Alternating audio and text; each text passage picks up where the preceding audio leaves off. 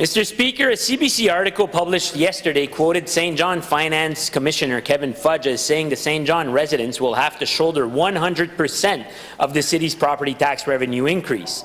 This is because of provincial regulations that prevent municipalities from setting industrial property tax rates at more than 1.7 times the residential rate.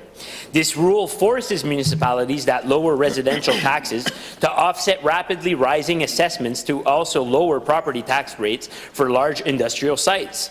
When local governance reform began, it was promised that local governments would be given greater autonomy, but the necessary resources and tools have not followed the additional responsibilities.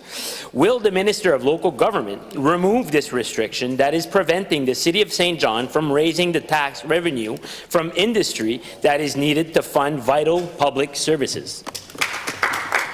Minister of Local Government and Local Governance Reform. Well, thank you very much, Mr. Speaker. So, going back to the local governance reform process, we made it clear that we would go through a structural reform, which is what we're doing right now, Mr. Speaker. After that, we would embark on a financial reform. So that is to say, so when we go back to 2018 in St. John, they were asking for fiscal or for tax reform. So that is a situation that we've embarked upon, and that is going to be rolled into the financial reform that we're going to embark on in 2024.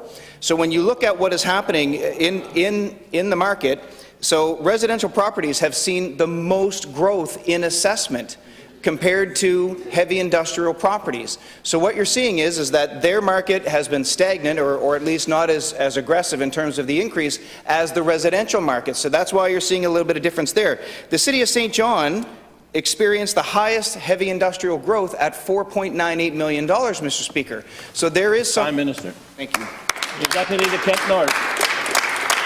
Mr. Speaker, for years, Liberals and Conservative governments have talked about fixing St. John's financial issues without taking any action to fix the root problem.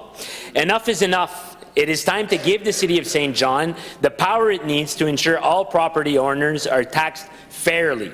St. John residents are increasingly subsidizing lower property taxes for large corporations, with St. John residents paying 35% more in property taxes since 2020 and heavy industry only paying 6% more. Once again, successive governments are leaving everyday New Brunswickers to foot the bill so heavy industry can continue to pay less than its fair share. Will the Minister of Local Government end their free ride for heavy industry and give the City of St. John the power it needs to ensure all property owners are taxed fairly?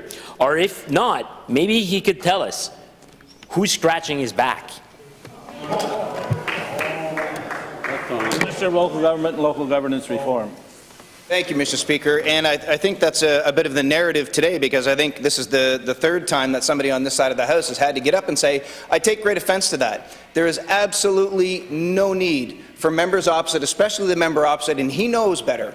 He knows better, Mr. Speaker, what our jobs are in this House.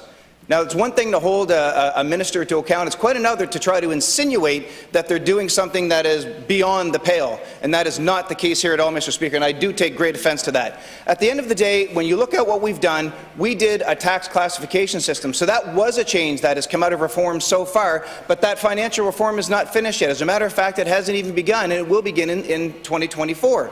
So when you look at it, we started at 1.5% of assessment, or 1.5, times the rate of assessment. We've changed that to go from 1.4 to 1.7.